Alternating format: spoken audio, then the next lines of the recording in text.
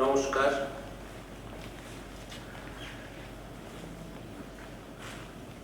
আজকে এখানে আসতে পেরে আমি নানা কারণে খুবই আনন্দিত।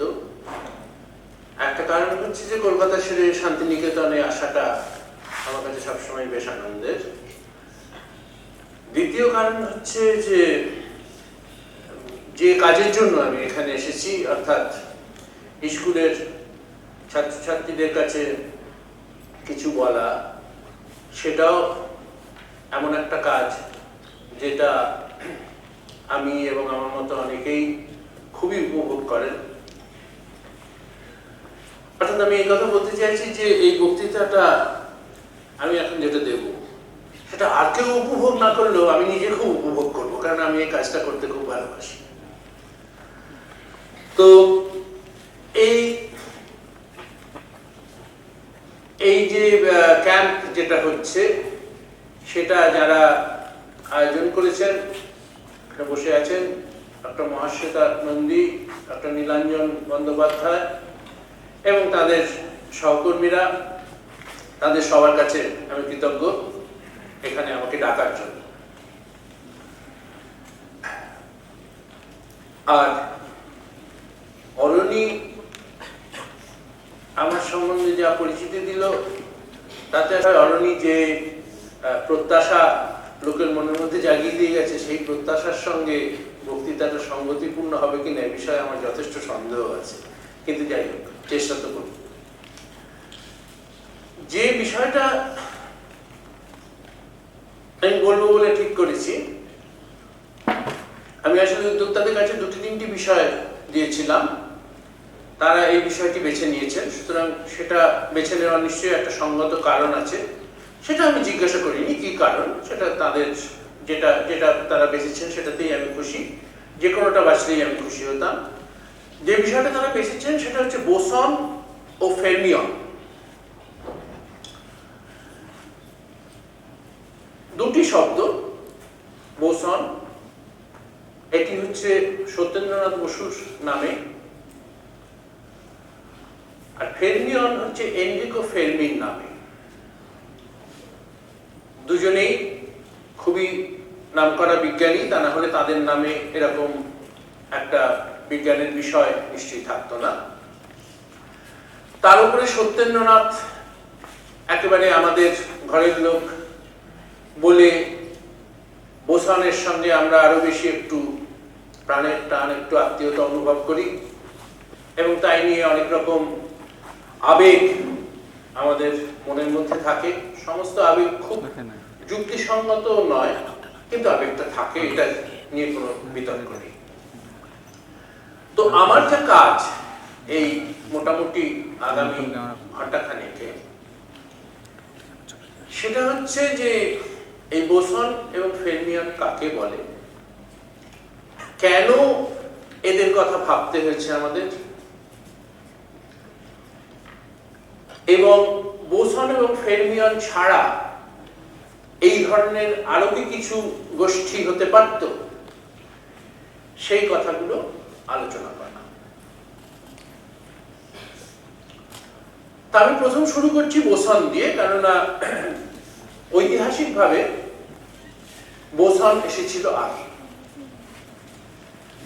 এবং বোসনের নামটা যদিও সত্যেন্দ্রনাথ বসুর নামের অনুসারে হয়েছে, কিন্তু বোসনের ইতিহাস পর্যালোচনা করতে গেলে আমাদের আরেকটু আগে ফিরে যেতে হবে। বিজ্ঞানের সমস্ত কিছুই তো একটা কার্যকারণ সম্পর্কে জড়িত, কাজে একটা ঘটনাকে বিচ্ছিন্নভাবে তুলে এনে দেখলে হয় না, তার একটা ইতিহাস থাকে, সেই ইতিহাসটা না জানলে ব্যাপারটা পুরো বোঝা যায় না। এই সংক্রান্ত যে ইতিহাস সেটা শুরু হয়েছিল ঊনবিংশ শতাব্দীতে। ঊনবিংশ শতাব্দীর শেষ দিকে এমন অনেক পরীক্ষা নিরীক্ষা করা হয়েছিল যাতে শক্তির যে বিকিরণ হয় সেই বিকিরণের নানান ধর্ম সেগুলো বোঝার চেষ্টা করা হচ্ছে। বিকিরণ জিনিসটা কি আমি একটু বলে নিই। যখন শক্তি এক জায়গা থেকে আরেক জায়গায় পাঠানো হয় বা পাঠানো সম্ভব হয় বা যায়, তখন সেটা তিন ভাবে যেতে পারে। একটাকে বলা হয় পরিবহন, একটাকে বলা হয় পরিচলন, একটাকে বলা হয় বিকিরণ। পরিবহন কথাটা আমাদের জীবনে অন্যান্য কারণেও খুবই পরিচিত একটা কথা।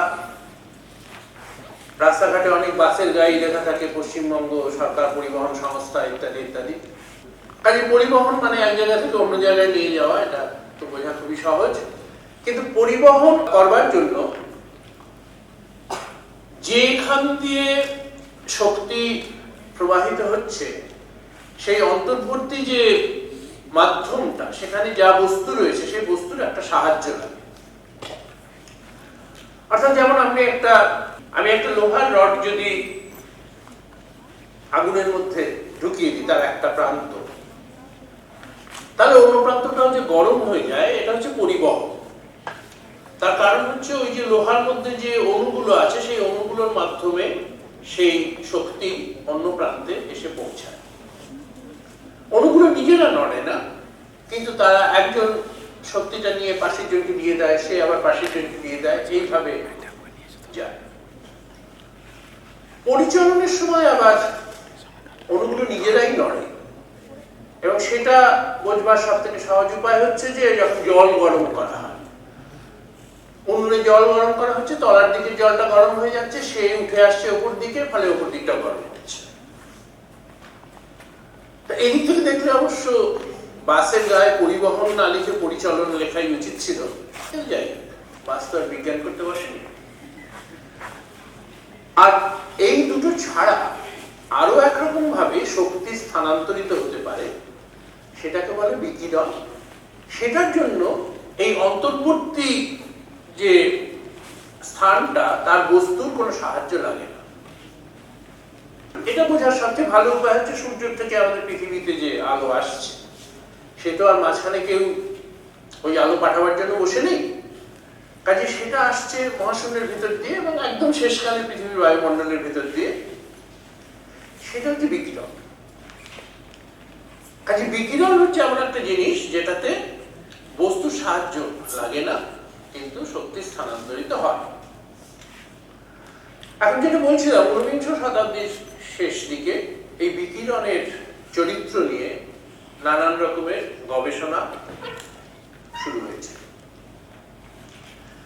কিরকমের চরিত্র? যেমন ধরা যাক সূর্যের আলোর কথা বললাম।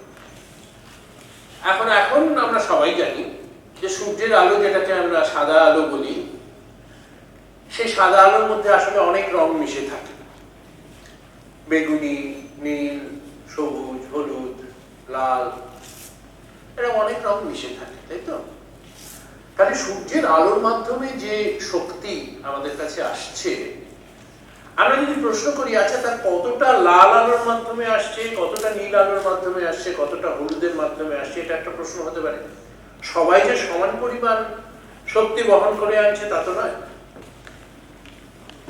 বা তা কি না, এটাও তো একটা প্রশ্ন।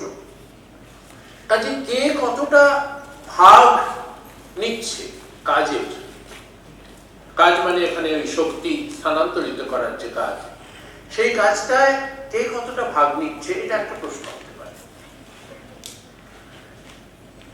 এই প্রশ্নটাকে একটু অন্যভাবে ভাবা যাক।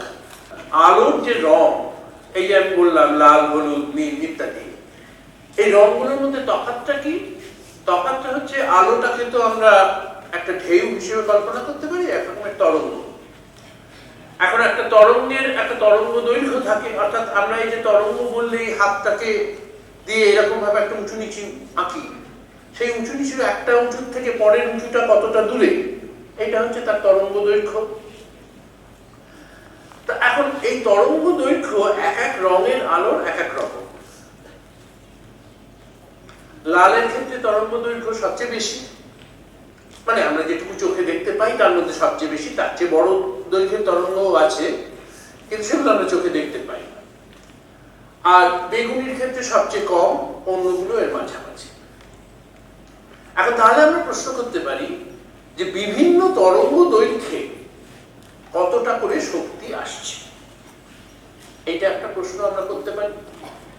এই প্রশ্নটারই উত্তর সন্ধান করছিলেন ঊনবিংশ শতাব্দীর শেষের বিজ্ঞানীরা, এবং তারা নানান রকম পরীক্ষা নিরীক্ষা করে সেই জিনিসটা বার করলেন, যে তাদের পরীক্ষায় কি পাওয়া যাচ্ছে সেটা তারা বার করলেন।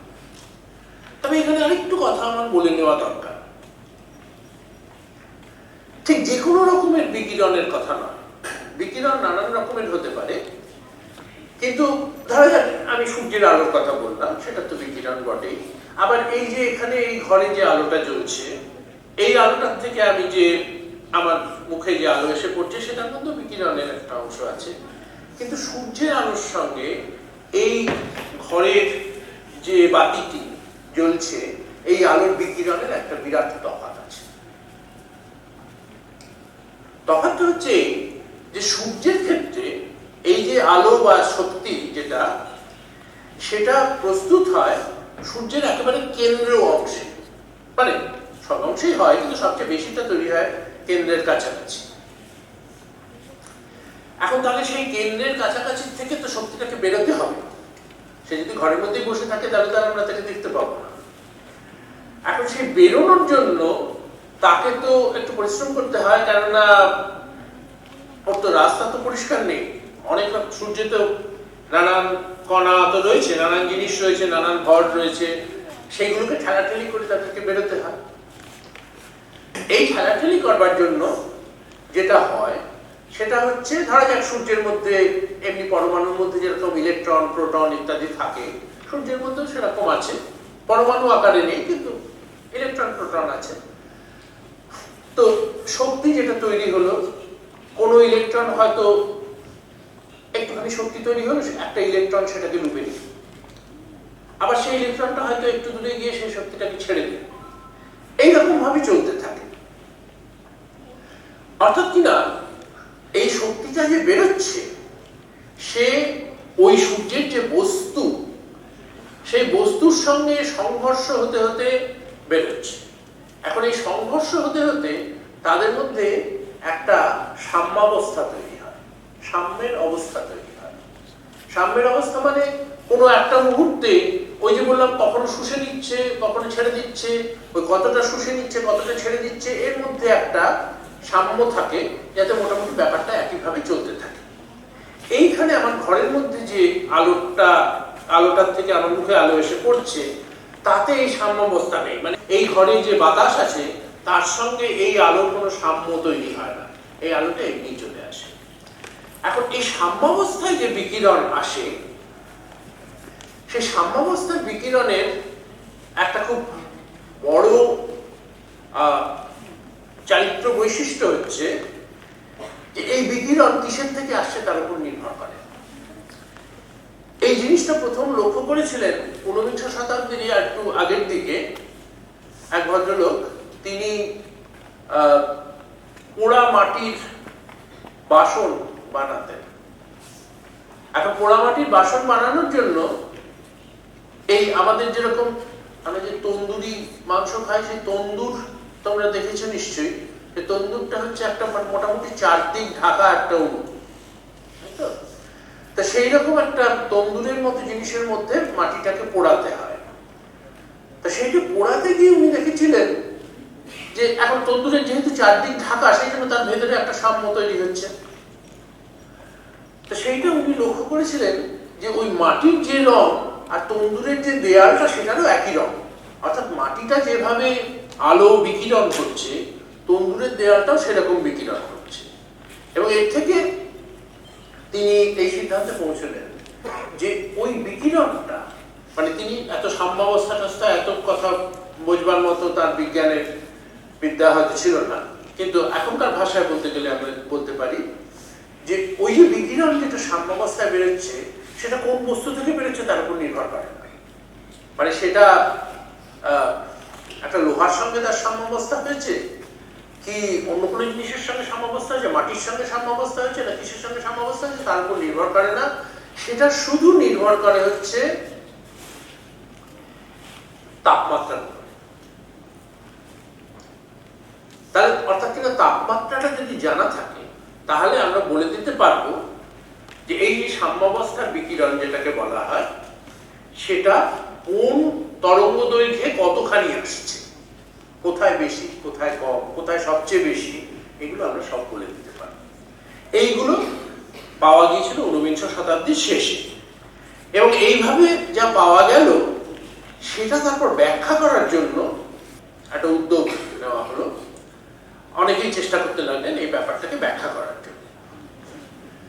এখন পদার্থবিদ্যায় তখন যে সমস্ত তত্ত্ব ছিল যেগুলো নিউটনের সময় থেকে শুরু করে বা আরো আগে থেকে শুরু করে তৈরি হয়েছে, এবং ঊনবিংশ শতাব্দীর মাঝখানে এসে জেমস ক্লার্ক ম্যাক্সওয়েল আর এক মহারথী, যার হাতে মানে সেই পদার্থবিদ্যা একটা বেশ ভালো রকমের একটা অট্টালিকার চেহারা নিয়েছে, যেটাকে আমরা এখনকার ভাষায় বলি সনাতনী পদার্থবিদ্যা বা ক্লাসিক্যাল পদার্থবিদ্যা।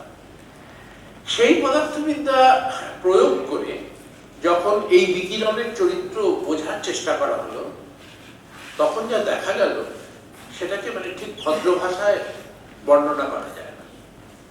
মানে সবচেয়ে ভদ্র ভাষায় বলতে হয় যে শোচনীয় রকমের ব্যর্থ, মানে একটু ধারোধার নয়, মানে একেবারে যাচ্ছে তাই। যাই হোক, যাচ্ছে তাই এর পরে আর কিছু বলতে গেলে হয়তো আর সেটা খুব ভালো ভাষা হবে না, কাজে আমি এখানেই ওই ব্যাপারটা বর্ণনায় থামছি। কিন্তু তখন তাহলে প্রশ্ন হলো যে তাহলে কি হবে। এখন এইটার পরে আর এক রকম ভাবে সেটা ব্যাখ্যা করার চেষ্টা হলো। তার আগে এই কথাটা বোধহয় বলে নেওয়া ভালো যে যেখানে কিনা তরঙ্গ দৈর্ঘ্য খুব বড়, সেখানে ওই তারা যেভাবে হিসেব করলেন তার সঙ্গে পরীক্ষার ফল মোটামুটি ভদ্রস্থভাবে মিলে যাচ্ছে। কিন্তু যেখানে তরঙ্গ দৈর্ঘ্য খুব ছোট, সেখানে হচ্ছিল বিশাল রকমের সমস্যা। তো এরপরে আরো একটা ফর্মুলা একজনে দিলেন, সেটাতে আবার দেখা গেল উল্টো সমস্যা, যে তাতে মানে আগে যে দিকটা ভালো ছিল সেই দিকটাতেই একটু বিপদ, আগে যে দিকটা খারাপ ছিল সেই দিকটা বড় ভদ্রস্থ হয়েছে। কিন্তু সে ফর্মুলাটা কোথা থেকে এলো সেটা খুবই ধোঁয়াটে, মানে সেটা প্রায় একটা ওই ম্যাজিশিয়ানরা যেরকম টুপি থেকে খরগোশ বার করেন, প্রায় সেরকম ভাবে বার করা একটি খরগোশ। তো 1900 খ্রিস্টাব্দে মার্কস প্লাঙ্ক একটা ফর্মুলা দিলেন, এবং সেই ফর্মুলাটা দেখা গেল যে একেবারে মিলে গেছে। পরীক্ষা করে যা দেখা গিয়েছিল তার সঙ্গে এই ফর্মুলার কোথাও কোনো বিরোধ নেই, উপরের দিকেও না নিচের দিকেও না, সব জায়গাতেই চমৎকার ভাবে মিলছে। মুশকিল হলো যে এই যে ফর্মুলাটা কি করে তিনি পেলেন। এখন এইটা আবার প্রায় ওই টুপির থেকে খরগোশ বার করার কাছাকাছি কিছু পদ্ধতি মার্কস প্লাঙ্ক ব্যবহার করলেন, এবং তার মধ্যে একটা জিনিস যেটা সব থেকে মানে তখনকার বিচারে দৃষ্টিকটু হলো, সেটা হচ্ছে প্লাঙ্ক ধরে নিলেন যে কোনো একটা তরঙ্গ দৈর্ঘ্যের আলো যখন বেরোয় তখন সেটা যে কোনো পরিমাণে বেরোতে পারে, তার একটা নির্দিষ্ট পরিমাণ আছে যেটা হচ্ছে সবচেয়ে কম, ওর চেয়ে কম আর হতে পারে না, আর ওই নির্দিষ্ট পরিমাণটার 2 গুণ 3 গুণ 4 গুণ ইত্যাদি করে যত খুশি হতে পারে, কিন্তু আবার মাঝে মাঝে কিছু হতে পারে না, মানে 1.5 গুণ হতে পারে না। অর্থাৎ সমস্তটাই যেন একটা কোনো এককের গুণিতক, এইভাবে ব্যাপারটা হচ্ছে। তো এখন সেইভাবে উত্তর মেলানোটা একটু গাঁজাখুরি মনে হলো সবার, কিন্তু যাই হোক উত্তর যে মিলেছে এই বিষয়ে কোনো সন্দেহ হইল না। কিন্তু ওই অস্বস্তিটা রয়ে গেল যে উত্তরটা একটু ভদ্রভাবে মেলালে ভালো হতো। এটা হচ্ছে 1900 সাল। 1905 সালে আলবার্ট আইনস্টাইন তিনি একটি অদ্ভুত কথা বললেন। তিনি বললেন যে আচ্ছা, ওই যে প্লাঙ্ক যে কথাটা বলেছেন, ওই যে গুণিতক এর হিসেবে সব বেরোচ্ছে, মানে ব্যাপারটাকে এরকম ভাবে বলা যেতে পারে যে যেন শক্তির কতগুলো প্যাকেট আছে, 1 প্যাকেট 2 প্যাকেট করে দেওয়া হচ্ছে, কিন্তু প্যাকেট ভাঙা যাবে, এইরকম তো ব্যাপারটা। এখন এটা তো দেখে প্রায় একটা কণার মতো মনে হচ্ছে, মানে যেমন একটা ইলেকট্রন দুটো ইলেকট্রন হয়, কিন্তু দেড়খানা ইলেকট্রন বলে কিছু হয় না। কাজে মানে এই কথাটা যে বলা হচ্ছে এটা মোটামুটি একটা কণার মতো কথা বলা হচ্ছে। কাজে আমি যদি এখন ওই কিসে অস্বস্তি লাগছে, কিসে আমার রাত্রে ঘুম হচ্ছে না, এই সমস্ত কথা না ভেবে যদি আমি এই যে ধারণাটা, এই ধারণাটাকে আরো অন্যান্য নানান জায়গায় প্রয়োগ করার চেষ্টা করি, দেখা যাক কি হয়। এই বলে উনি এক রকমের ঘটনা ছিল, তাকে বলে আলোক বিদ্যুৎ। সেটা হচ্ছে কোনো কোনো রকমের ধাতুর উপরে আলো এসে পড়লে একটা বৈদ্যুতিক কারেন্ট তৈরি হয়। সেইটাকে উনি ব্যাখ্যা করার কাজে প্রবৃত্ত হলেন এবং সেটার বিস্তারিত বর্ণনার মধ্যে আমি যাচ্ছি না, কিন্তু উনি সফল হলেন। এবং এই সাফল্যের জন্য পরে 1921-এ তিনি নোবেল পুরস্কার পেলেন। আইনস্টাইন কিন্তু আপেক্ষিকতা তত্ত্বের জন্য নোবেল পুরস্কার পান, যেটা আইনস্টাইনের কথা বললেই আমাদের প্রথম যে কথাটা মাথায় আসে আপেক্ষিকতা, তার জন্য কিন্তু তিনি নোবেল পুরস্কার পাননি, এইটার জন্য পেয়েছিলেন। আচ্ছা, এখন কিন্তু প্লাঙ্কের ফর্মুলাটা নিয়ে তো সমস্যাটা রয়ে গেল। এই সমস্যা 1924 সালে এই সমস্যার সমাধানের জন্য চেষ্টা করলেন সত্যেন্দ্রনাথ বসু। সত্যেন্দ্রনাথ বসু তখন ঢাকা বিশ্ববিদ্যালয়ে পড়া, তা সেইখানে পড়ানোর ফাঁকে যে গবেষণা সকলেই আমরা করি, সেই রকম গবেষণাতে ওনার মনে হলো যে উনি এই প্লাঙ্কের সূত্র ঠিকভাবে ভদ্রভাবে একটা পেরেছেন অঙ্ক কষে। কিরম অঙ্ক না, আবার ওই আইনস্টাইনের যে ধারণাটা সেটাই, যে এই যে আমরা আলো টালো এইসব ব্যাপারকে যে ঢেউ হিসেবে ভাবি, এই ঢেউয়ের কথা সম্পূর্ণ ভুলে যাও, ওই কণা হিসেবে ভাবো যে এই আলো হচ্ছে অনেকগুলো কণার সমষ্টি। এইবার সেই কণাগুলোর মধ্যে কি করে সাম্যাবস্থা হয় সেইটা দেখার চেষ্টা করো। এইটা ধরে নিয়ে উনি একটা হিসেব করলেন এবং সেই হিসেবের শেষে দেখা গেল প্লাঙ্কের ফর্মুলা বেরিয়ে এসেছে। একটা জিনিস মনে করে দেখো, সাম্যাবস্থায় থাকার জন্য কিন্তু সকলের যে সমান পরিমাণ পুঁজি থাকতে হবে তা না। সাম্যাবস্থা যেমন ধরা যাক একটা সমাজে প্রত্যেকের কাছে হয়তো সমান পরিমাণ অর্থ থাকে, কারণ বেশি থাকে কারণ কম থাকে ইত্যাদি ইত্যাদি। কিন্তু সাধারণভাবে একটা সমাজে, মানে যখন কোনো বিপ্লব হচ্ছে না বা বিদ্রোহ হচ্ছে না, এরকম একটা সমাজে একটা সাম্যাবস্থা থাকে যে আমি যদি আজকে দেখি যে শতকরা কত ভাগ লোক বা 1000 জনের মধ্যে কতজন লোক সবচেয়ে কম, আমি যদি একটা আয়কে একটা কতগুলো ভাগ করে 10টা ভাগে ভাগ করলাম, যে মাসে 0 থেকে 5000, 5000-এর উপর থেকে 10,000 ইত্যাদি ইত্যাদি করে আমি কতগুলো ভাগ করলাম।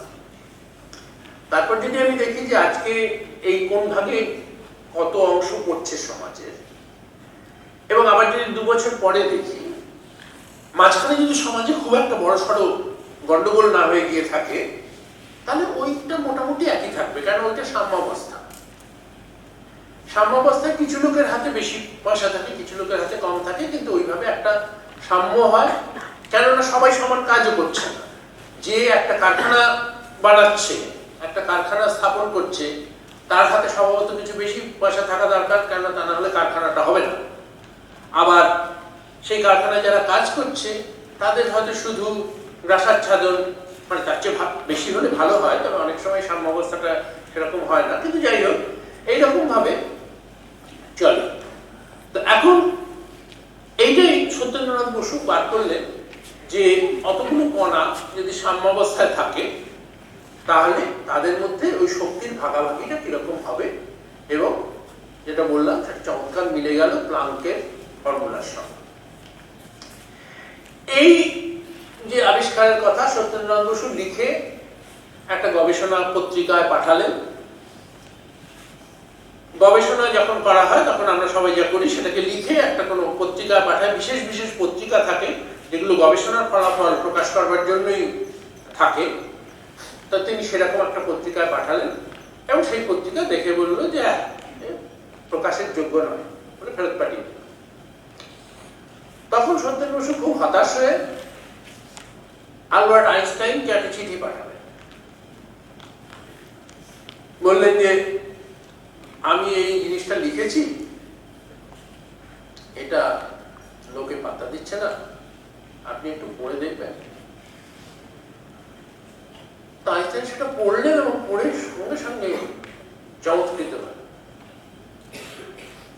এতই চমৎকৃত হলেন যে তিনি নিজে, সত্যেন বসুর লেখাটা ছিল ইংরেজিতে, তিনি নিজে সেটাকে জার্মান ভাষায় অনুবাদ করলেন।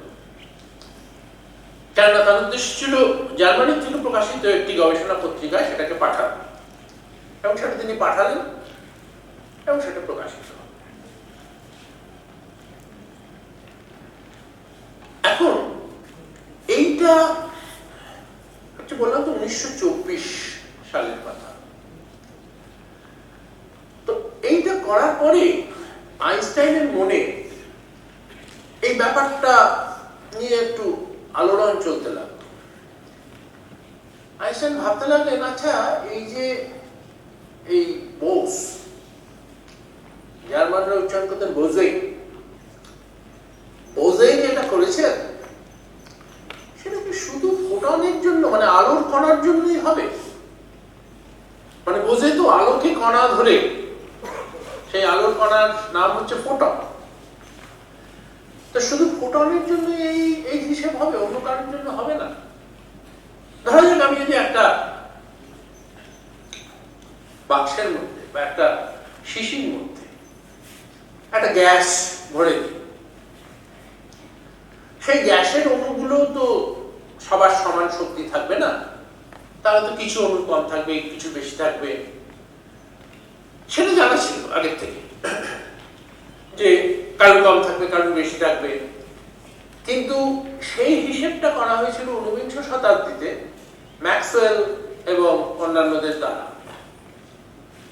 এখন আইনস্টাইন ভাবলেন যে এই যে নতুন করে বোস যেভাবে আমাদের ভাবতে শেখালেন, এইটার পরিপ্রেক্ষিতে আমি সেই জিনিসটা আবার ভাবতে পারি না যে গ্যাসের অণুগুলোর ক্ষেত্রে এই যে শক্তির যে বাটোয়ারাটা হবে সেটা কিরকম হবে। এবং সেইটা ভাবতে ভাবতে 1925 সালে সম্ভবত তিনি নিজে ওই সত্যেন্দ্রনাথ বসুর পন্থা খানিকটা অনুসরণ করে, কিন্তু সেই পন্থার সঙ্গে তিনি একটা সম্পূর্ণ নতুন জিনিস যোগ করলেন, যার জন্য ওই গ্যাসের অণু ইত্যাদির কথাও ভাবা সম্ভব হল। এবং সেইটা করে তিনি আরেকটি ফর্মুলা পেলেন, যেটা সত্যেন বসুর ফর্মুলা, বা সত্যেন বসুর ফর্মুলা মানে আসলে যেটা প্লাঙ্কের ফর্মুলা, সেই ফর্মুলার থেকে সামান্য একটু জটিল। তার মধ্যে ওই যে আগে বলেছিলাম না যে ওই সাম্যাবস্থার বিকিরণ যেটা হয় সেটা শুধু তাপমাত্রার উপর নির্ভর করে। আইনস্টাইন এখন যে ফর্মুলাটা পেলেন সেটা শুধু তাপমাত্রার উপর নির্ভর করে না, সেটা আরো একটা জিনিসের উপর নির্ভর করে। সেই জিনিসটা একটা ইংরেজি নাম আছে, সেটা এত খারাপ এবং এত বিভ্রান্তিকর যে সেই নামটা আমি কখনো উচ্চারণই করি না। তাই জন্য আমি সেটার একটা আসলে ব্যাপারটা বর্ণনা করে আমি সেটার একটা কাজ চালানোর জন্য আমি একটা নিজের নাম দিয়েছি। আইনস্টাইনের সময় 1924 সালে জানা ছিল না, কিন্তু এখনকার হিসেবে জানা আছে যে প্রায় যে কোনো কণারই একটা করে উল্টো কণা থাকে, অ্যান্টি বলতে পারবো, অ্যান্টি কণা থাকে। যেমন ইলেকট্রনের যে অ্যান্টি কণা তাকে বলা হয় পজিট্রন। তফাৎটা কি? ইলেকট্রনের চার্জ আমরা জানি সেটা হচ্ছে ঋণাত্মক, এই পজিট্রনের চার্জ হচ্ছে ধনাত্মক। বাদ বাকি সব একই রকম, তার ভর সমান, আর যা যা কিছু বলতে পারো সব এক, খালি চার্জ গুলো উল্টো। এইরকম প্রায় প্রত্যেক কণারই থাকবে, খালি ওই যে ফোটন বা আলো কণার কথা বললাম সেই আলো কণার নেই। নেই মানে হচ্ছে সে নিজেই নিজের অ্যান্টি কণা, কারণ তার তো কোনো চার্জ নেই, কাজে তার নিজেরই নিজের অ্যান্টি কণা হতে কোনো বাধা। এখন আইনস্টাইন এই যে যেটা বললাম তাপমাত্রা ছাড়া আরো একটা অন্য জিনিস যে ঢোকালেন, এই অন্য জিনিসটাকে বলা যেতে পারে, মানে আমি বলি কণা বিভব। কণা বিভব অর্থাৎ এই কণা এবং অ্যান্টি কণার মধ্যে কতটা বৈসাদৃশ্য আছে, মানে কতটা তফাৎ আছে। যেমন আমার শরীরে বা আমাদের এখানে যারা উপস্থিত আছে সবার শরীরে বহু পরিমাণে ইলেকট্রন আছে কিন্তু পজিট্রন নেই, বহু পরিমাণে প্রোটন আছে কিন্তু প্রোটনের যে বিপরীত কণা অর্থাৎ অ্যান্টি প্রোটন সেটা নেই। অর্থাৎ আমাদের শরীরে এই যে কণা বিভবের কথা বলছি এগুলো খুব বেশি, খুব বড়, যার জন্য একদিক আছে অন্যদিক নেই। এমন কোন জায়গা থাকতে পারে যেখানে দুটো দিকই আছে, সাধারণত খুব বেশি তাপমাত্রার জিনিসে, এবং সেরকম তাপমাত্রার জিনিস পৃথিবীতে হয়তো নেই কিন্তু মহাকাশে আছে, কিছু কিছু কিছু রকমের তারা আছে যার মধ্যে এরকম সম্ভব যে ইলেকট্রন এবং পজিট্রন দুটোই আছে বেশ ভালো রকম পরিমাণে। তাদের ক্ষেত্রে কণা বিভব হচ্ছে অনেক কম। আর ফোটনের ক্ষেত্রে, আলো কণার ক্ষেত্রে কণা বিভব হচ্ছে শূন্য, কেননা তার তো কণা এবং অ্যান্টি কণা দুটো একই জিনিস, কাজে দুটোর মধ্যে আর পরিমাণের তফাৎ হবে কি করে। কাজে এই যে জিনিসটা, এই কণা বিভব, এইটাকে ঢোকাতে হবে। এইটা ঢুকিয়ে আইনস্টাইন একটা নতুন ফর্মুলা বার করলেন, যাতে দেখা গেল যে সেই ফর্মুলায় আমি যদি ওই কণা বিভবটাকে শূন্য বসিয়ে দিই তাহলে ওই প্লাঙ্কের ফর্মুলা, যেটা সত্যেন বসু বার করেছিলেন অঙ্ক কোষে, সেই ফর্মুলাটি পাওয়া যাচ্ছে। কিন্তু যখন শূন্য নয়, যখন সেটার অন্য কোনো একটা মান রয়েছে, তখন আইনস্টাইনের ফর্মুলাটি ব্যবহার করতে হবে। এখন এইটা হওয়ার ফলে কি হলো, যে আগে যে প্লাঙ্ক বা সত্যেন বসুর যে ফর্মুলা, যেটা শুধু ফোটনের ক্ষেত্রে প্রযোজ্য ছিল, এখন সেটা আরো বহু বহু জিনিসের ক্ষেত্রে প্রয়োগ করা সম্ভব হলো, গ্যাসের অণুর ক্ষেত্রে এবং আরো বহু জিনিসের ক্ষেত্রে। আমি আসছি ক্রমশ সে কথায়। অর্থাৎ এখন আর একটা কণার চারিত্র বৈশিষ্ট্যের কথা হচ্ছে না, কণাদের একটা গোষ্ঠী বৈশিষ্ট্যের কথা বলা হচ্ছে এই ফর্মুলার মাধ্যমে। এই যে গোষ্ঠীটি, এই গোষ্ঠীটির একটা নাম প্রয়োজন হলো, এবং পল ডিরাক বলে একজন বিজ্ঞানী, যার কথা একটু বাদে আমি আরো বলবো, এক মহাবিজ্ঞানী বলা উচিত, পল ডিরাক বললেন যে এই কণাগুলোর নাম হোক বোসন, সত্যেন বসুর নামে বোসন। একদিক থেকে এটা একটু অবিচার, কেননা এটা যে সত্যি একটা রকম বিশাল গোষ্ঠীর জন্য যে ফর্মুলাটি প্রযোজ্য, সেটা কিন্তু সত্যেন বসু বার করেন, সেটা বার করেছিলেন আলবার্ট আইনস্টাইন। কিন্তু যাই হোক, সমস্ত সময় ইতিহাস যুক্তির বিচারে চলে না, সুতরাং এই নিয়ে খুব একটা ভেবে লাভ নেই। নামটা হয়ে গেছে এবং সবাই এই নাম মেনে চলে। তো পরবর্তীকালে যখন আরো নতুন নতুন সব কণা আবিষ্কার হতে লাগলো, মানে ইলেকট্রন, প্রোটন, এগুলোর কথা তো আমরা জানতাম, সেগুলো কিন্তু সত্যেন বসুর ফর্মুলা বা আইনস্টাইনের ফর্মুলা মেনে চলে না, সেগুলোর কথা আমি একটু পরে আসছি।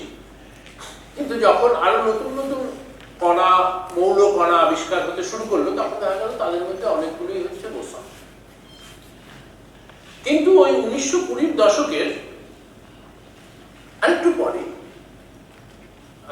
ঠিক কত সালে আমার মনে নেই, কিন্তু মোটামুটি ওই সত্যেন বসুর 2-3 বছর পরে, একদিকে এনরিকো ফের্মি এবং আরেকদিকে যার নাম একটু আগেই করলাম পল ডিরাক, এরা বললেন যে এই যে কণার যে হিসেবটা আমরা করছি, এটার একটা অন্যরকম হিসেবও হওয়া সম্ভব। কেন অন্যরকম সেটা আমি এক্ষুনি আসছি।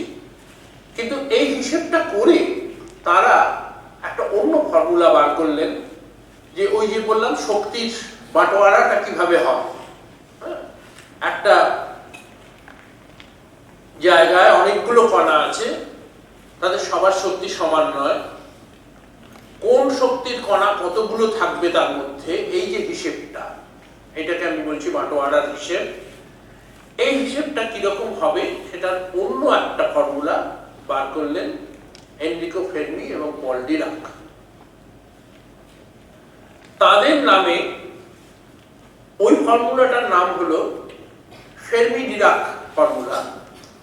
আর আগে যেটা সত্যেন বসু বার করেছিলেন এবং আইনস্টাইন পরিমার্জন করে যেটাকে আরো অনেক ব্যাপক রূপ দিয়েছিলেন, সেটাকে বলা হলো বোস আইনস্টাইন ফর্মুলা।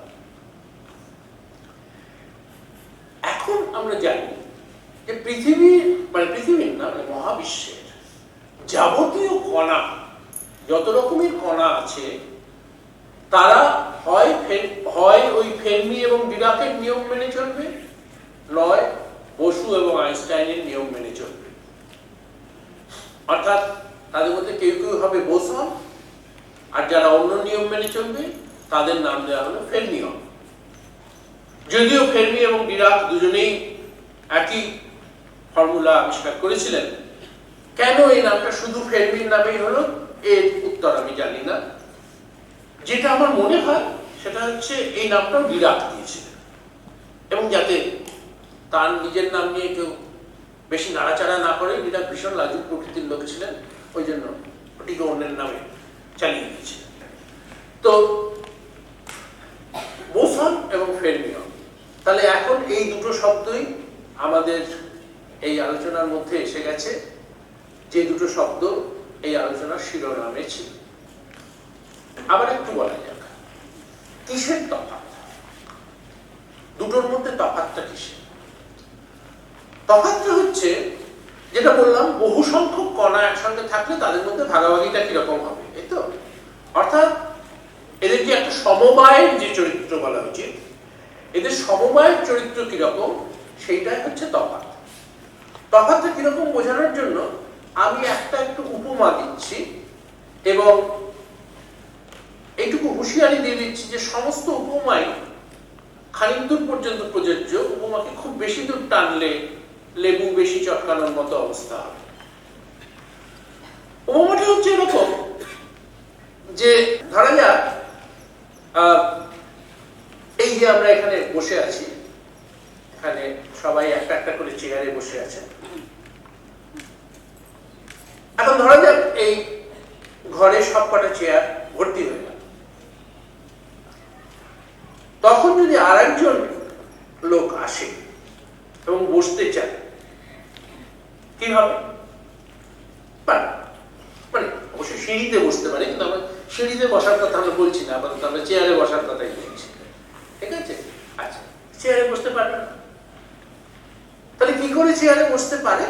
যদি একজন কেউ উঠে যায় তাহলে সে বসতে পারে, এছাড়া তার চেয়ারে বসা সম্ভব নয়, তাই তো? এইটা হচ্ছে এক ধরনের সমবায় চরিত্র, যেখানে দুজন এক জায়গায় থাকতে পারে না, দুজন একটা চেয়ারে বসতে পারে। অন্য ধরনের সমবায় চরিত্রের উদাহরণ দিতে গেলে আমি একটা সম্পূর্ণ অন্য উপমায় যাব।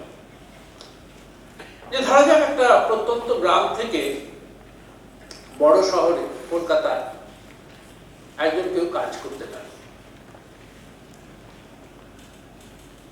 গিয়ে সে কলকাতায় কয়েকদিন ঘোরাফেরা করে একটা কাজ পেল, এবং সেই কাজটা ভালোভাবে করতে লাগলো, তার রুজি রোজগার হতে লাগলো ভালো।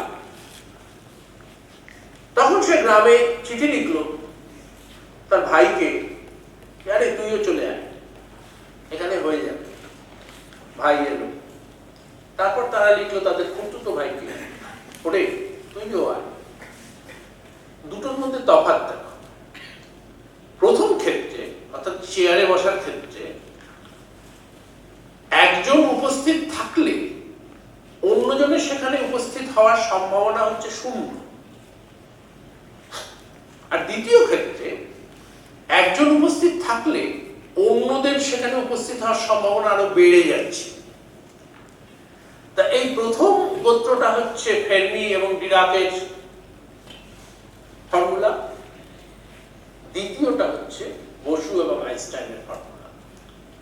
বসু এবং আইনস্টাইনের ফর্মুলা একটা কেউ যদি এক জায়গায় থাকে, একটা শক্তি নিয়ে থাকে, অন্য আরো কণার সেখানে আসার সম্ভাবনা ক্রমশ বাড়তে থাকে। যেখানে যত ভিড় সেখানে আরো ভিড় হওয়ার সম্ভাবনা বাড়তে থাকে। আর ফের্মি এবং ডিরাকের ক্ষেত্রে যেখানে একজন লোক আছে সেখানে আর কেউ যায় না, সবাই খুব অসামাজিক। এখন ইলেকট্রন, প্রোটন ইত্যাদি যে সমস্ত কণার কথা আমরা জানতাম পরমাণুর মধ্যে, তারা সবাই এই ফের্মীয়, তারা এই ফের্মি এবং ডিরাকের নিয়ম মেনে চলে। আর ওই যে ফোটনের কথা আগে বলেছিলাম, সে তো বসুর নিয়ম মেনে চলে। এবং যেটা বললাম যে আরো নতুন নতুন কণা আবিষ্কার হয়েছে পরবর্তীকালে, যেমন পায়ন বলে এক রকমের কণা আবিষ্কার হয়েছিল 1940-এর দশকে। তারা বোসন, বসু এবং আইনস্টাইনের নিয়ম মেনে চলে। এবং এখন আমরা যা জানি, মৌল কণার যে জগৎ, পায়ন মৌল কণা নয়, মৌল কণার যে জগৎ, তার মধ্যে ফোটন ছাড়াও আরো বেশ কিছু এইরকম বোসন আছে। ফোটন যেটা, সেটা তো বললাম আলোর একটা অন্যরকমের বর্ণনা, কণা হিসেবে বর্ণনা, অর্থাৎ তার সঙ্গে সংযোগ হচ্ছে আলো, এবং আলো হচ্ছে এক রকমের তড়িৎ চুম্বকীয় ঢেউ। বিদ্যুৎ এবং চুম্বকের আলোড়নে যে ঢেউ তৈরি হয়, আলো হচ্ছে তার একটা বিশেষ রকমের তরঙ্গ দৈর্ঘ্য, এমন একটা জিনিস যেটা আমাদের চোখ নামক যন্ত্রগুলি দেখতে পায়। কিন্তু এর বাইরেও এর চেয়ে ছোট এবং বড় অনেক ঢেউ আছে। আমরা রেডিওতে যে ঢেউয়ে আমরা গান শুনি বা কথা শুনি, সেগুলো এই তড়িৎ চুম্বকীয় ঢেউ, খালি সেগুলো অনেক লম্বা লম্বা ঢেউ। আবার মহাশূন্য থেকে যে গামা রশ্মি আসে, বা হাড় ভাঙলে যে এক্স রশ্মি বা রঞ্জন রশ্মি দিয়ে আমাদের চিকিৎসা শুরু হয়, সেগুলো আবার অনেক ছোট ছোট দৈর্ঘ্যের ঢেউ, কিন্তু সবাই হচ্ছে তড়িৎ চুম্বকীয় ঢেউ। তা এই তড়িৎ চুম্বকীয় ঢেউয়ের যদি আমি কণা হিসেবে সেগুলোকে ভাবতে চাই, তাহলে যেটা হয় সেটা হচ্ছে ফোটন, এবং সেটা এই বোসন গোত্রের অন্তর্গত। তেমনি অন্যান্য আরো নানা রকমের ক্রিয়া বিক্রিয়া হয় বস্তুতে বস্তুতে। যেমন একটা নিউক্লিয়াসের মধ্যে যে প্রোটন এবং নিউট্রন গুলো দানা বেঁধে থাকে, তার কারণ অন্য এক রকমের ক্রিয়া বিক্রিয়া। কেননা শুধুই যদি তড়িৎ চুম্বকীয় থাকতো, তাহলে প্রোটনে প্রোটনে বিকর্ষণ হয়ে সমস্ত নিউক্লিয়াস ভেঙে যেত। কাজে তার চেয়ে বেশি জোরালো একটা আকর্ষণী শক্তি নিশ্চয়ই আছে, এবং সেই আকর্ষণী শক্তিগুলোকে বর্ণনা করবার জন্য আবার কিছু বোসনের প্রয়োজন। 8টি বোসন দিয়ে সেই আকর্ষণী শক্তিকে ব্যাখ্যা করা যায়। 8, এখানে আবার একটা নয়, 8টা। আর যে তেজস্ক্রিয়তার কথা আমরা শুনি, যাতে বিভিন্ন নিউক্লিয়াস আবার মাঝে মাঝে ভেঙে যায়, তার মধ্যে একরকমের তেজস্ক্রিয়তায় আবার অন্য এক রকমের জিনিস দরকার হয়। সেগুলোর বর্ণনা করার জন্য আবার কিছু বোসনের প্রয়োজন হয়। তাদের বলে W+, W- আর Z। তা এইরকম এত রকমের নানান রকমের বোসন আছে। এবং 2012-তে হিগস বোসন নামে আরো একটি বোসন আবিষ্কৃত হয়েছে। মানে সেটার পূর্বাভাস দেওয়া হয়েছিল 1960-এর দশকে, কিন্তু পরীক্ষায় সেটা পাওয়া গেছে 2012-তে। কাজে প্রচুর বোসন।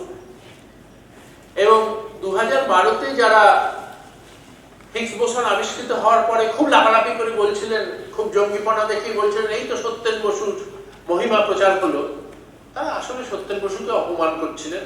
কারণ তার আগে বহু বোসন ছিল, আর একটা বাড়তি বোসনে সত্যেন বসুর মহিমা কিচ্ছু বাড়ে না। তো কাজেই বোসন এরকম প্রচুর আছে। তেমনি আবার যে ফের্মিয়নের কথা বলছিলাম, ইলেকট্রন, প্রোটন ইত্যাদি। এখন আমরা জানি প্রোটন মৌল কণা নয়, প্রোটনের মধ্যে আবার আরো কিছু উপাদান আছে, যে উপাদানগুলোকে বলা হয় কোয়ার্ক। সেই কোয়ার্কগুলো ফেরমিয়ন। সেই একই কোয়ার্ক দিয়ে আবার নিউট্রন, একই কোয়ার্ক বিভিন্ন অনুপাতে জুড়ে আবার তৈরি হয় নিউট্রন। কাজে এই প্রোটন, নিউট্রন ইত্যাদির যে উপাদান কোয়ার্ক, সেগুলো ফেরমিয়ন। এবং ইলেকট্রন ছাড়াও আরো, ইলেকট্রন এবং কোয়ার্ক ছাড়াও আরো ফেরমিয়ন আছে, সেগুলো অনেকটা ইলেকট্রনের মতো, ইলেকট্রনের চেয়ে ভারী ইত্যাদি ইত্যাদি। সবগুলোর পরিচয় দেওয়া এখানে প্রয়োজন নেই এবং সেটা খানিকটা অবান্তর হবে। তাহলে এই যে বোসন এবং ফেরমিয়ন বলছি, এদের মধ্যে মূলগত তফাৎটা কি? মূলগত তফাৎটা হচ্ছে যে প্রত্যেক কণা কিছু অন্তর্নিহিত কৌণিক ভরবেগ থাকে। কৌণিক ভরবেগ এমন একটা জিনিস যেটা তোমরা স্কুলে হয়তো পড়েছো ইতিমধ্যেই, বা যদি না পড়ে থাকো, মানে সোজা যাওয়ার জন্য যেরকম ভরবেগ কতটা, সেটা হচ্ছে গুরুত্বপূর্ণ। হ্যাঁ, মানে ধরা যাক রাস্তায় একজন লোককে একটা গাড়ি এসে ধাক্কা মারে, মানে এর থেকে একটু কম বিভৎস কোনো তুলনা পেলে আমি একটু খুশি হতাম, কিন্তু এই মুহূর্তে চট করে মাথায় আসছে না। যাই হোক, এখন তার কতটা লাগবে, তার কতটা ক্ষতি হবে, এটা নির্ভর করে কিন্তু গাড়ির শুধু ভরটার উপরে নয়, গাড়ির শুধু বেগটার উপরেও নয়, গাড়ির ভরবেগটার উপরে। খুব হালকা একটা জিনিস এসে যদি খুব জোরেও এসে ধাক্কা মানে আমাদের কিছুই হয় না। আবার খুব ভারী একটা জিনিস যদি খুব আলতো করে এসে গায়ে ছোঁয়া লাগায়, তাহলে কিছু হয় না। কাজেই সোজা চলার জন্য যে জিনিসটা গুরুত্বপূর্ণ সেটা হচ্ছে ভরবেগ। ঠিক তেমনি ঘুরবার জন্য যে অনুরূপ যে জিনিসটা গুরুত্বপূর্ণ সেটা হচ্ছে কৌণিক ভরবেগ। এখন প্রত্যেক কণারই একটা করে নিজস্ব কৌণিক ভরবেগ থাকে, মানে খানিকটা তার ঘুরবার জন্য হতে পারে, সেটা বাড়তি, কিন্তু তাছাড়া তার নিজের একটা কিছু থাকে যেটা ওই ঘোরবার টোটোর মধ্যে নয়। যেমন ধরা যাক একটা কণার একটা বৈদ্যুতিক চার্জ থাকে, তাই তো, সেটা তো আর বাইরের কারোর জন্য না, সেটা তার একটা অন্তর্নিহিত ধর্ম। তেমনি কৌণিক ভরবেগ তার নিজের যেটা থাকে সেটাও একটা অন্তর্নিহিত ধর্ম, সেটাকে বলা হয় ঘূর্ণি। এখন এই যে ঘূর্ণি, এটা তো মাপবার তো একক থাকবে একটা, তো একক তো কে কোন একক ব্যবহার করবে সেটা তো তার ব্যাপার, কিন্তু একটা নির্দিষ্ট এককে মাপলে দেখা যায় যে যে কোনো কণার যে কৌণিক অন্তর্নিহিত যে কৌণিক ভরবেগ, সেটা হয় পূর্ণ সংখ্যা হবে, নয় পূর্ণ সংখ্যা যোগ আধ যোগ 1/2, অর্থাৎ শূন্য হতে পারে পূর্ণ সংখ্যা, আধ হতে পারে 1, 1.5, 2, 2.5 হতে পারে, কিন্তু 2.25 কখনো হতে পারে। এবং এই যেগুলোর পূর্ণ সংখ্যা 0, 1, 2 সেগুলো সবাই হচ্ছে বোসন। আর যেগুলোর ওই যাকে বলে সার্ধ সংখ্যা, অর্ধ যোগ করা সংখ্যা, আধ, 1.5, 2.5 ইত্যাদি, সেগুলো হচ্ছে সবাই ফেরমিয়ন।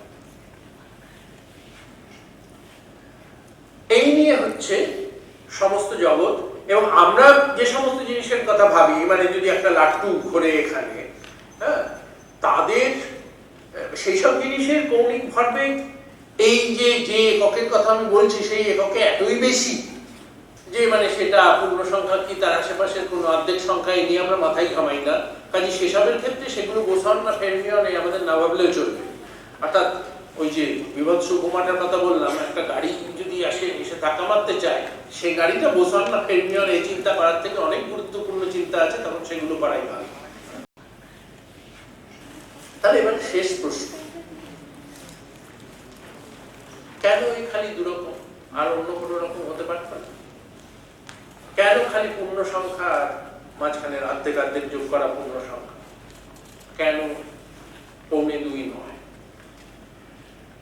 এর উত্তর হচ্ছে না, হতে পারত না। কোয়ান্টাম তত্ত্ব মেনে চলবে এটা হতে পারত না। কেন হতে পারত না তার খুব সংক্ষেপে আমি একটা বোঝাবার চেষ্টা করি। যে এই যে বোসন এবং ফেরমিয়ন, এদের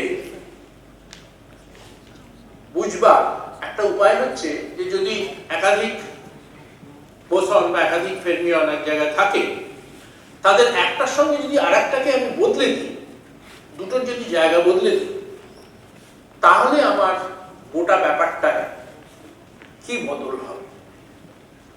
এখন এই যে গোটা ব্যাপারটাই বললাম, এই গোটা ব্যাপারটা কোয়ান্টাম তত্ত্বে একটা জিনিস দিয়ে বোঝানো হয়।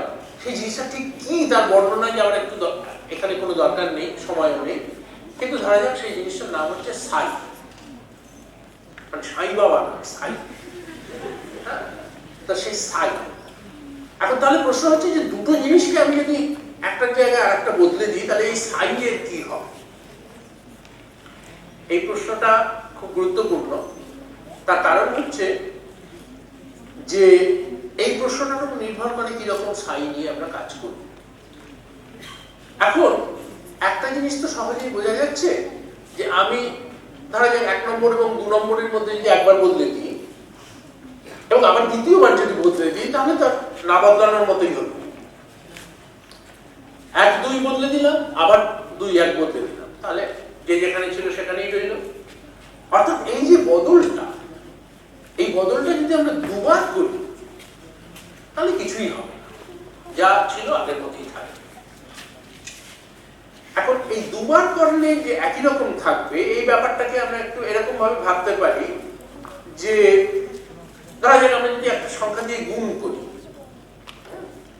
দুবার গুণ করার পরে একই রকম থাকে, এরকম সংখ্যা কি হতে পারে? এখন আমি 1 দিয়ে গুণ করতে পারি, যে কোনো সংখ্যাকে আমি 1 দিয়ে দুবার 50 বারে গুণ করতে পারি, সংখ্যাটা বদলাবে না। আর এখন আমি -1 দিয়ে গুণ করতে পারি। -1 দিয়ে একবার গুণ করলে বদলে যাবে ঠিকই, কিন্তু দুবার গুণ করলে কিন্তু আবার আরেকটা ফিরে আসবে, তাই তো? কিন্তু এছাড়া কি আর কোনো উত্তর হয়? 1 এবং -1, এই দুটি মাত্র উত্তর। কাজে এই হচ্ছে বোসন এবং ফেরমিয়ন। ওই 1 যেটা সেটা হচ্ছে বোসন, -1 যেটা সেটা হচ্ছে ফেরমিয়ন। -1 এর ক্ষেত্রে মানে ফেরমিয়নের ক্ষেত্রে এই যে সাই বলে যে জিনিসটার কথা বলছি, দুটো ফেরমিয়নকে যদি উল্টে পাল্টে দেওয়া হয়, একে জায়গায় অন্যকে দিয়ে দেওয়া হয়, তাহলে ওই সাইটা মাইনাস সাই হয়ে যায়। কিন্তু আবার দুটোকে উল্টে দিলে আবার সেটা সাই হয়ে যায়। এখন বুঝতেই পারছি যে এই জিনিসটা অন্য কিছু হলে হওয়া সম্ভব ছিল না। মানে আমি যদি দুটোকে উল্টে দিলে সেটা যদি 2 দিয়ে গুণ হতো, তাহলে তো দুবার করলে আর সেটা আগের মতো সাই হয়ে যেত না, তাহলে 4 গুণ সাই হয়ে যেত। কাজে এটা শুধু দুভাবেই হওয়া সম্ভব, একটা হচ্ছে 1 আর একটা -1, এবং সেই একটা +1 যেটা সেটা হচ্ছে বোসন, -1 হচ্ছে ফেরমিয়ন। কাজে এখন আমরা মোটামুটি জানি যে শুধু যে আমরা যে সমস্ত কণার সন্ধান পেয়েছি সেগুলোই সবাই হয় বোসন নয় ফেরমিয়ন হতে হবে, শুধু তাই নয়, আমরা ভবিষ্যতে যদি আরো কোনো কণার সন্ধান পাই সেগুলো হয় বোসন নয় ফেরমিয়ন হতে হবে। এইটা হচ্ছে একটা বিরাট রকমের জানা, এবং এই জন্যই বোসন এবং ফেরমিয়নের এত গুরুত্ব আমাদের মহাবিশ্বের কথা, মহাবিশ্বের সমস্ত কণার কথা, মহাবিশ্বের সমস্ত রকম শক্তির কথা বোঝার ক্ষেত্রে। আমি এখানে শেষ